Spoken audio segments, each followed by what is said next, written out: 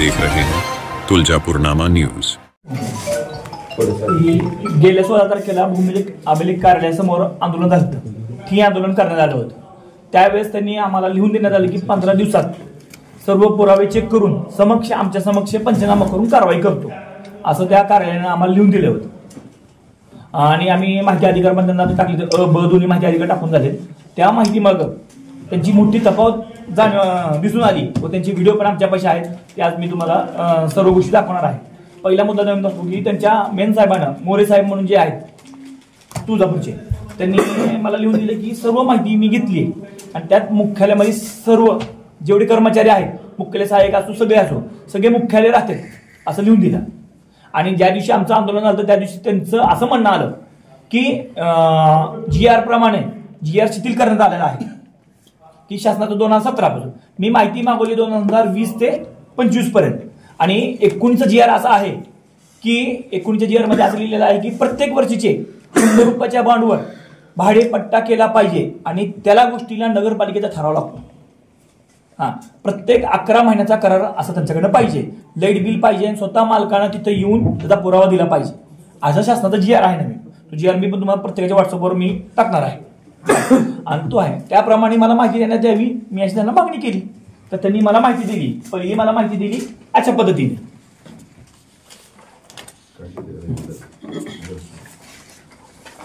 ही मला पहिली माहिती त्यांनी दिली बघा 11/12/2024 ला माहिती दिली की कर्मचारी अशा ह्या ठिकाणी राहते म्हणून दाखवलं मला। आणि एक पहिली गोष्ट, जो कर्मचारी स्वतःचं घर आहे त्याला शासनाचा असा नवीन नियम आहे की त्याला भाडं घेता येत नाही। त्यानं शासनाला प्रसिद्ध प्रमाणपत्र द्यावं लागतं की मी स्वतःच्या घरात राहतो, मला भाडं नको आणि मला जे वाढीव भत्ता असतो तो मला देण्यात यावा, हे असं शासनाचा नियम आहे। शासन नियमाप्रमाणे तरी तिथल्या कुठल्याही कर्मचाऱ्यांनी तसं लिहून दिलेलं नाही असं मला माहिती अधिकारात उघडकीस झालेलं आहे। आणि दुसरी गोष्ट, पहिल्या माहिती अधिकारात त्यांनी जी टाकला त्यात माहिती दिली आहे की मी एक उदाहरण सांगतो तुम्हाला, मी बालाजी जाधवच्या घरी राहतो आणि दुसऱ्या माहिती अधिकारात दिले की मी सोनवणे साहेबाच्या घरी राहतो। यावरून तफावत दिसून येते की त्यांनी मुख्यालय राहत नाही पहिली गोष्ट। आणि मुख्यालय सहाय्यक स्वतः मला म्हणतो की आमची कुठलेही कर्मचारी, त्याचा माझ्यापाशी व्हिडिओ आहे, मी ज्या माहिती मागायला गेलो त्यावेळेस त्यांनी मला माहिती दिली, व्हिडिओ आहे माझ्यापाशी, की त्यांनी स्वतः सांगितलंय की आमचा कुठलाही कर्मचारी मुख्यालयी राहत नाही। मग मुख्यालय राहत नसेल तर तुम्ही शासनाची फसवणूक का करता, हा पहिला मुद्दा।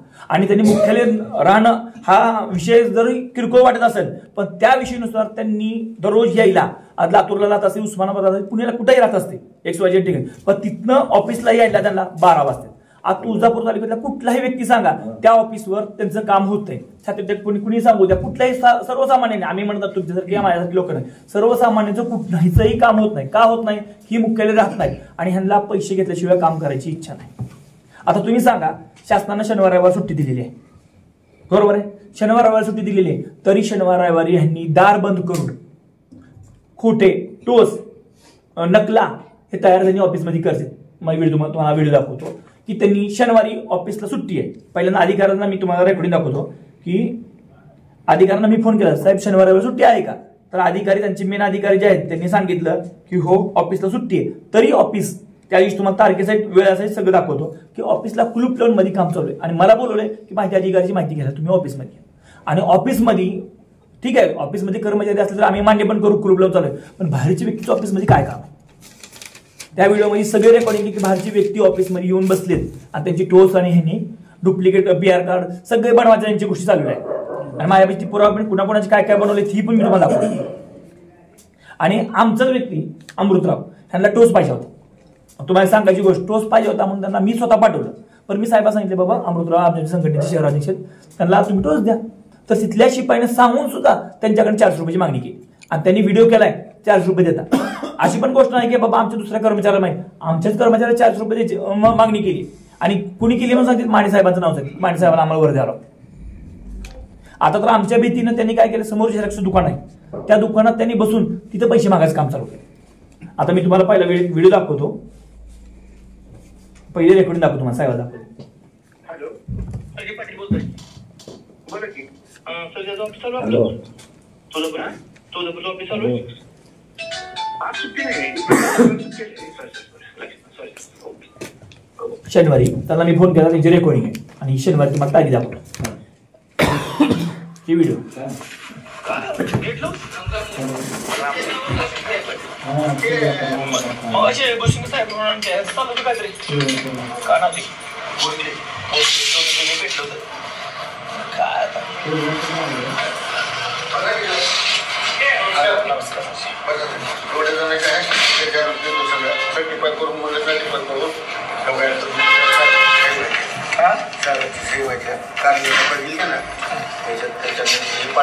यासाठी कबूल केलंय की सोसायटीने कबूल केलं की एकही आमचा कर्मचारी राहत नाही आणि लिहून तर दिलंय सर्व कर्मचारी राहतात.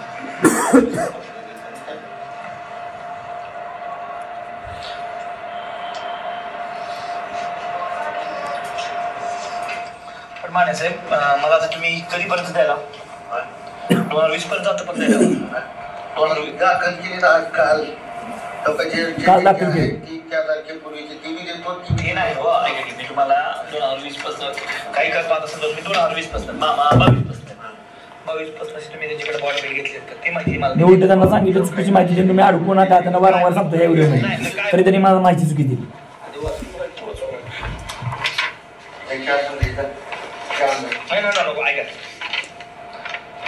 चढत नसते ही कुतवाच्यातनं घेतला तुम्ही, मी सांगतो कुतवाची जी भाडेपट्टा तुम्ही लेट बिल घेतले मान्य मला. आता तुम्ही ही पण घेतले, नगरपालिकेचा ठराव आहे. आता पण माने साहेब तुम्ही मला स्वतः सांगितलंय ह्या गोष्टीत बघा मला तुमच्याबद्दल भावना आहे चांगली म्हणून मी तुम्हाला बोला, मला काय घेतलं नाही. तुम्ही ही देऊन ऐका मामा, माझं तुमच्याबद्दल कुणाबद्दल दुमत नाही, ही देऊन तुमच्या ताळत मला घ्यायला का मला तुम्ही माहिती द्यायला कुठे मला घ्यायला मला वाटतं सोपी गोष्ट आहे. घेऊन जातो मी, उद्या तुम्ही अडकले. माझी भावना तुमच्याविषयी चांगली आहे. काय तुम्हाला पण सांगायला माहिती आहे.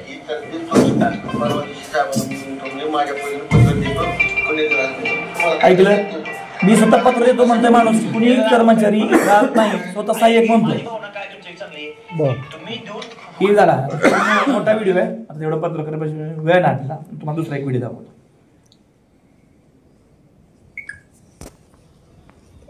तुम्हाला हे पुन्हा दाखवतो.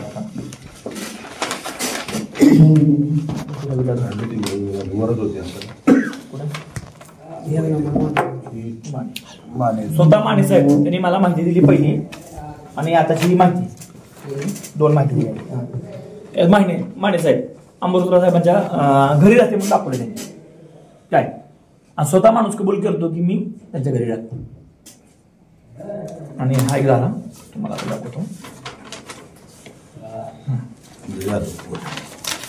घेतले का यादव मॅडमना मी सारा गौरवमध्ये राहते म्हणून असं लिहून दिले. मला पहिला जो माहिती अधिकार टाकला मी त्याच्यामध्ये मी सारा गौरवमध्ये 2018 पासून राहते म्हणून लिहून दिले त्यांनी. दिवशी मॅडमच्या घरी राहते म्हणून लिहून दिले त्यांनी मला. दिवशी मॅडम सारा गौरवमध्ये नवीन घर झालेत ते 2022च्या पूर्ण झालेत. माझ्या वडिलांची स्वतःचीच खरेदी आहे, त्यांनी खरेदी करून दिलेली आहे तिथले. 2022 पासून घर झालेत आणि 2020 पासून त्यांनी तिथे येऊन राहतो म्हणून मला लिहून दिले. काय पहिली गोष्ट लिहून दिले. आणि दुसऱ्या माहिती अधिकारात त्यांनी दिलंय की मी कुठे राहतो, हा कुठे दिले राहतो म्हणून,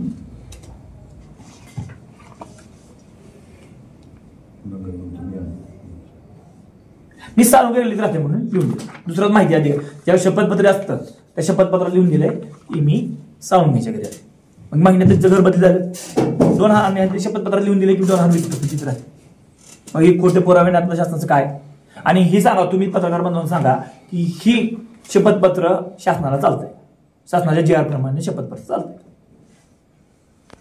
ही एक पहिली खोटी माहिती. दुसरी कोणाची आपला रवी जाधव का कोण शिपाई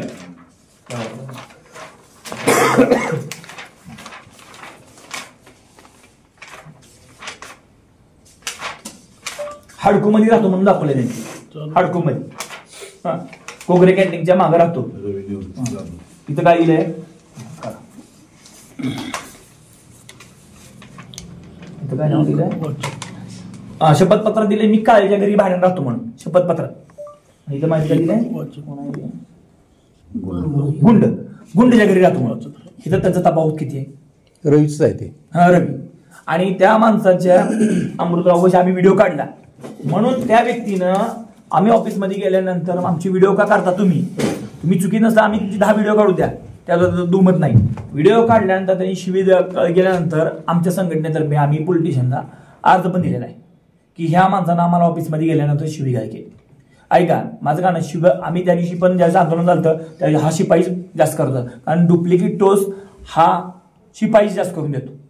पण ठीक आहे आम्ही काढले, तू पैसे मागले नसतं आमचा व्हिडिओ काढायचा काय अधिकार होता आणि आम्ही व्हिडिओ काढायचं काय अर्थ नाही.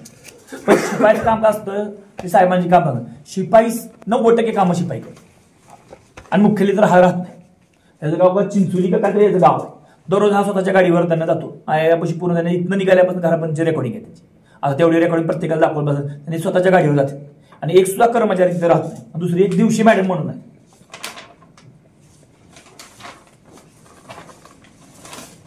त्यांनी पण तसंच केले. आम्ही कावरेच्या घरी राहते म्हणून दाखवले आणि नंतर मी सारागोवर मध्ये राहिला आणि म्हणून 2020 त्यांनीच माहिती सेम तशा पद्धतीने सगळ्या माहिती केल्या.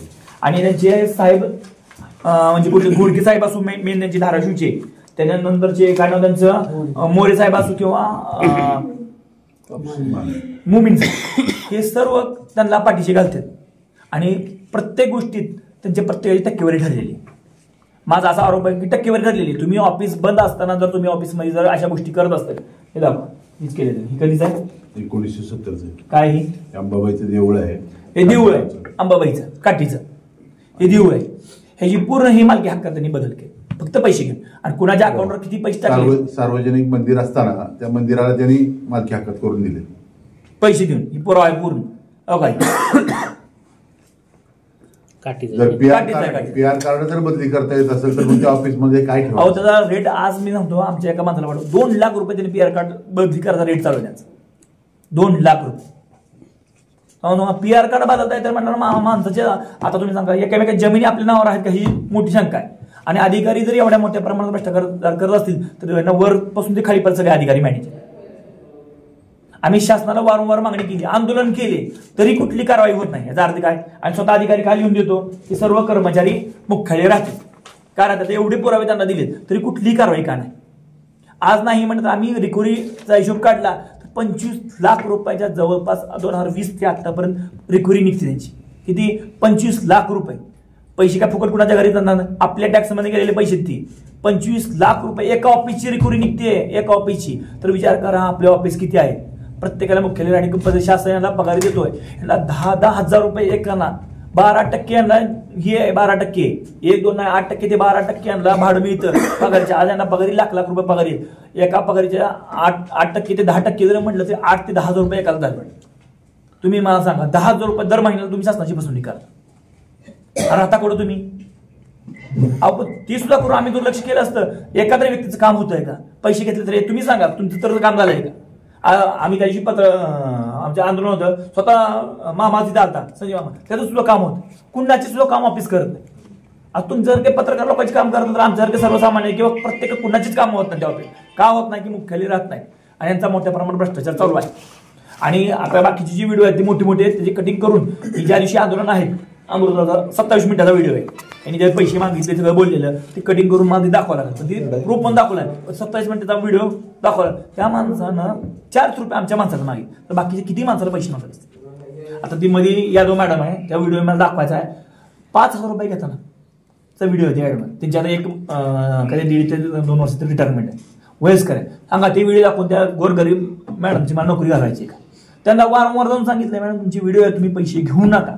माझ्या परस्पर तुम्ही पत्रकार बांधून त्यांना जाऊन विचारा. मी त्यांना जाऊन सांगितलं आम्हाला तुमच्या नोकरीवर कोणाला करता तुम्ही तुमचं काम फक्त व्यवस्थित करा. एवढ्यापर्यंत सांगितलं. मी आता व्हिडिओमध्ये सुद्धा सांगितलंय तुम्ही डॉक्युमेंट द्यायला चुकीचे आहेत, त्याच्यावर तुमच्या कारवाई डॉक्युमेंट देऊ नका. तरी त्यांनी अशा गोष्टी केल्या. त्याला काय म्हणायचं त्यांच्यातर्फे तुम्ही सांगा काय म्हणा. एवढ्या गोष्टी जर आपण त्यांना व्यवस्थित सांगून सुद्धा स्वतः सहाय्यक कबूल करतोय की मी मुख्यालय राहत नाही आणि अधिकारी काय देत आहे की बाबा मी असा आहे. आणि माहिती कधी दिली मला त्यांनी 26/12/2024 की सर्वांनी मला म्हणजे अधिकारी माहिती घेतल्याशिवाय तर लेटर काढू शकत नाही. माहिती दिली आहे आणि ही महिला माहिती दिली 3/2024 3/1/2025 मला माहिती दिली. ही अर्धवट माहिती आणि ह्या साहेबांनी दिले की सर्व मुख्यालय राहतात असा विषय दिला. याच्यावर ओळख करते की यांनी कुठलेही कर्मचारी मुख्यालय राहत नाही. तर तुमच्या मार्फत मी शासनाला एवढीच आणि कलेक्टर साहेबाला असू मुख्यमंत्री साहेबाला असू एवढीच मागणी आहे की ह्यांच्यावर कडक ते कडक कारवाई करून ह्यांची लांब बदली करावी, नाही तर यांचं ट्रान्सफर कुठेतरी करावं किंवा ह्यांच्यावर निलंबनाची कारवाई करा, एवढीच आमच्यावर मागणी. आणि नवीन फ्रेश जी काय स्टाफ असेल ते तुळजापूर तालुक्यासाठी द्यावा आणि कायमचा अधिकारी एक तरी ह्या तुळजापूरच्या ऑफिसमध्ये कायमचा अधिकारी वास्तव्य राहणारा किंवा कोणतरी अधिकारी द्यावा, तुळजापूरवर काय असेल ते उपकार करावे. कारण की आतापर्यंत 3-4 वर्षात कुठलाही अधिकारी तर ऍडिशनल चार्ज होतात, त्यामुळे कुठलंही काम होत नाही. आणि हा जी मोरे अधिकारी आहे महिन्यात 1 ते 2 वेळेस फक्त तुळजापूरला असते आणि तो पण काल आलाय आणि त्याला लोक चर्चा करते म्हणून किंग लॉजवर तो अधिकारी बसलाय, किंग लॉजवर अधिकारी बसलाय आणि तिथलं तिथं त्याचे काय सेटलमेंट झालं तो निघून घ्या. मग महिन्यात 1 ते 2 दिवस येतात ते पण तुम्ही लॉजवर बसायला येतात काय? खुर्चीवर बसा ना तुम्ही, अधिकारीचे प्रश्न माहिती तुम्ही ऑफिसला येतात, हा विषय आहे. तरी सर्व पुरावे आता बाकीची काय पुरावे 14 तारखेला माझं साडी चोरी घालून आंदोलन आहे संक्रांत दिवशी, त्याला संक्रांतीचा आहेर देऊन जे काय आपलं असतंय व्यवसायाचं सामान देऊन अधिकाऱ्याला आम्ही आंदोलन करणार आहे. त्या दिवशी जी काय पुरावे आमच्या पैसे घेतलेले यादव मॅडम असो किंवा हे असो किंवा राऊत साहेब असो ह्यांचे सगळ्यांचे पुरावे आहेत ते सगळे मीडियासमोर आम्ही दाखवणार आहे त्या दिवशी.